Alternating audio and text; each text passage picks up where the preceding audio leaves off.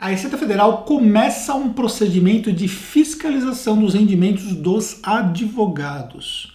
E é sobre isso que nós vamos falar nesse vídeo, como é que você que tem um escritório jurídico, é um advogado profissional que trabalha sozinho, pode se proteger do fisco, tá bom?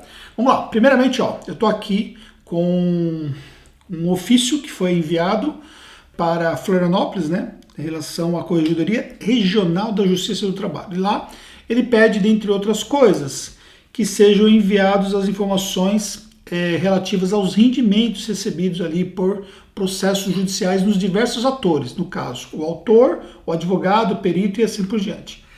O que isso significa? Significa que trata-se de uma malha fiscal. Aqui especificamente está se tratando de 2015 e 2016. De uma certa forma, seriam ali um dos últimos anos. Você que é advogado sabe muito bem essa questão da decadência. Então, seriam um dos últimos anos ali antes de cair na decadência. Então, nós ainda temos pela frente 2017, 2018 e também 2019, onde nós estamos nesse momento. E aí o que acontece? Pede que sejam informados CNPJ ou CPF do beneficiário do rendimento, do autor, advogado e tudo mais. Então, ou seja, todas as pessoas envolvidas nos valores compactuados. Ou seja, o valor recebido tanto pelo advogado como pelo beneficiário da ação e também para poder determinar os valores que foram pagos. E aí existe todo um processo de cruzamento de informações, porque lá na declaração de imposto de renda pessoa física, um beneficiário ele já tem que declarar o seu valor de rendimento e também tem que declarar o valor pago ao advogado. O que acontece é que na prática nem funciona isso plenamente. Então, ou seja, muitas vezes o próprio beneficiário nem declara imposto de renda.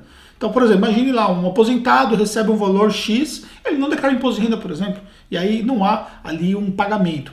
Se tratando-se de uma pessoa jurídica, teria que fazer a retenção dos valores, quando há, por exemplo, um contrato com um determinado advogado. E aí, consequentemente, o advogado, ao receber uma ação e ele receber, por exemplo, o valor específico daquela ação diretamente da justiça, ele teria que fazer o seu carnê-leão para fazer a declaração desse valor. O que ocorre é que na prática isso não acontece como deveria acontecer. Só que agora nós estamos passando por um processo diferente. Um processo onde a malha fiscal está buscando as informações lá na origem. Bem, essa informação ela circulou aí em grupos de WhatsApp de advogados e obviamente gera toda uma preocupação, porque de uma certa forma fica até um pouco difícil para quem estava naquele momento decidir, que estava numa situação irregular naquele momento, decidir, por exemplo, se deve ou não regularizar a situação. Via de regra, a tendência é que a Receita Federal notifique o advogado para que ele faça a autorregularização. Porque se ele for meter ali uma multa, vai ficar um valor absurdamente alto, a multa começaria com 75% do valor não declarado. Imagine o valor, né? Imagine se recebeu ali 300 mil reais de ações não declaradas durante o ano, você pagaria 75% de multa sobre isso, inviabilizaria, e aí ficaria uma situação um pouco complicada. Só que a regularização como pessoa física também não vai ser nada benéfico. Porque esses mesmos 300 mil reais você teria que pagar provavelmente a alíquota máxima de imposto, cerca de 27%, mais INSS também, que a Receita Federal está cobrando o INSS numa outra ação de malha fiscal diferenciada, que é a ação que cruza rendimentos declarados e valores de INSS recolhidos sobre esses rendimentos. Ou seja, não tem chance. Esse é o problema. Só que a Receita Federal, alguns anos atrás, ela teve uma aprovação que foi uma aprovação inédita para o sistema de profissionais que trabalham com direito, que é justamente a possibilidade de pagar menos imposto com um simples nacional. Existe uma regra própria para isso, que não é o objetivo desse vídeo aqui, mas que você pode, por exemplo, fazer uma simulação conosco para entender claramente como é que você pode efetivamente pagar menos imposto e manter a sua situação regularizada. E ter uma pessoa jurídica hoje é a melhor alternativa que você pode ter. Primeiro porque você vai ter todos os novos contratos que você vai firmar por essa pessoa jurídica e você vai também se representar perante a justiça para os recebimentos dos valores mediante a pessoa jurídica. Segundo porque você vai manter a sua situação regularizada pagando menos imposto. Você não vai ficar com esse risco, né? Porque o que acontece com o advogado que não paga o imposto corretamente? Ele não consegue depois declarar esses ganhos, ele não consegue depois justificar os seus bens, não consegue pegar uma evolução patrimonial que ele teve, isso acontece com muita frequência. Nós fazemos aqui imposto de renda de vários advogados que fazem, não tem uma pessoa jurídica, contrato para fazer imposto de renda, por exemplo, e quando nós vamos declarar ali, vai ver uma evolução patrimonial, é incompatível com a receita, por exemplo, que ele informa ter tido. E aí, consequentemente, fica uma incompatibilidade na declaração de rendimentos. E aí que acontece o grande risco.